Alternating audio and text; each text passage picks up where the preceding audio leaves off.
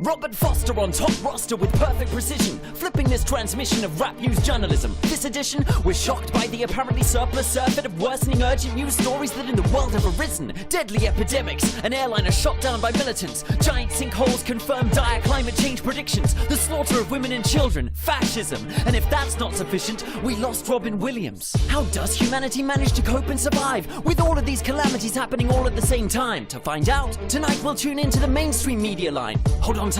I'll see you on the other side.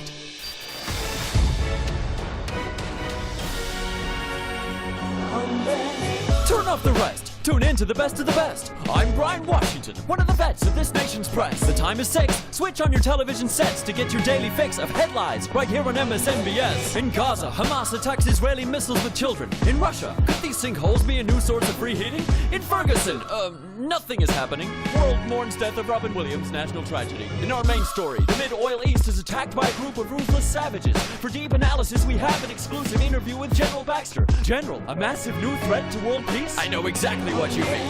Everything will be going great, actually improving. In the American Empire, or planet Earth as some refer to it, if it wasn't for that cavalier racketeer Vladimir Putin, thanks to him it's become a dangerous planet here for humans. Putin? Frickin' Putin! He's on a killing spree. It was his missile that blew flight MH17 to smithereens. In March, he launched Operation Crimea and Punishment. Now he's set to march in and invade Ukraine. Astonishing! Seizing territory? Giving weaponry to extremist lunatics? Honestly, no surprise those arms are used to commit atrocities. Who would ever do such a thing? I know, right? Despicable. In other news, what's the latest from the state of Israel? We're sending our buddy Bibi plenty of weapons and munitions. No surprise those arms are used in heroic self-defense missions. Operation Cropping the Hedge was a crowd pleaser. It was a hell of a pinpoint operation, a cutting-edge procedure, hitting the terrorists' human shields with the deftest precision in schools, hospitals, ambulances, UN shelters even. Very efficient. We'll be right back after this message.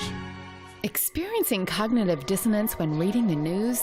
You may be suffering from irony sufficiency. Try Irony Guard. Removes all the painful irony so you can go about your day. Irony Guard. Welcome back. Many are calling for boycotts and sanctions. Your reaction? No question. Putin deserves punitive action. He's even arming Bashar al-Assad, a madman assassin who's massacring Syrian civilians by the thousands in a civil war that shows no signs of subsidence. Thankfully, we armed Syrian rebel groups to avert a crisis. You mean groups like ISIS? Yes. I mean, no. Well, kind of. Hold that thought, General. Let's give our audience some guidance. Who is ISIS? What are they seeking to do? Fortunately, they're very active on social media, too, where they cunningly disseminate their hateful, deviant views. Watch their latest viral video by a recent recruit. Yo, infidels, better listen.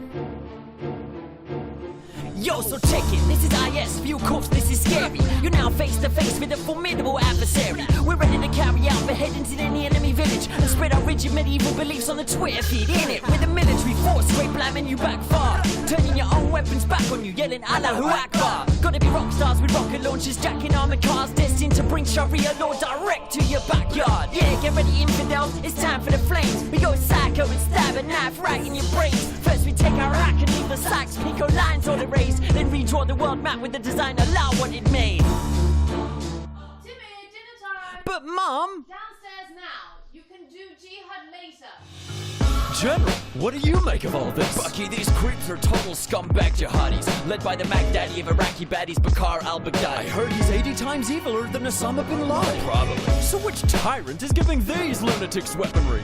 Well, remember how in 2003 we liberated Iraq, then armed the Iraqi army after we finished destroying the Iraqi army with our army? Yes. The arms we armed the Iraqi army with couldn't defend the Iraqis and got hijacked as ISIS armaments. So now we're dropping our bombs to bomb the bombs we gave to them Iraqis to make Iraq safe, to make Iraqis safe again. Now IS is on the rampage, expanding the caliphate. It's a reverse crusade and these fanatics love to decapitate and cut necks. And they're coming for us next. That is correct. This could well be worse than 9/11 if left unchecked. So what can we do to stop them? How can we fight this? We must expand Operation Unintentionally Support ISIS by arming the Kurds, the Yazidis, and Malaysian airliners. That should put a stop to Putin inciting all this violence. Silence! What Stand by while we fix our devices. People have arrived to leak the lies of the mainstream media tyrants. Who the heck are you? Terrence Moonsey from the League of Defiance. I've hijacked the feed to bring you the truth hiding behind these events. These child deaths in the news are heathen sacrifices by the Illuminati. Check their symbol, see where the line is? Divided, that's an I and an S. Multiply it, what does it spell? ISIS, the Egyptian goddess protector of the dead and children. That's right, kids, but that's just the surface of the crisis upon us. 3 massive sinkholes have appeared in the Yamal province. You think it's coincidence Yamal means end of the world? Forget methane, those are tunnels for the elite to escape into the hollow earth once Obama brings the Ebola bioweapon to America. What do you mean? Untested vaccine injections are spreading it beyond the African area. Next is FEMA quarantine and militarized police to purchase when they bring in martial law. Just look at Ferguson. The whole world is about to go Shazbot. It's a plot by the Freemasons. Is this guy Freemason? Only the Pleiadian aliens can save us. Ridiculous. It's no laughing matter, dork. They've deprived us of laughter by staging the death of Mork.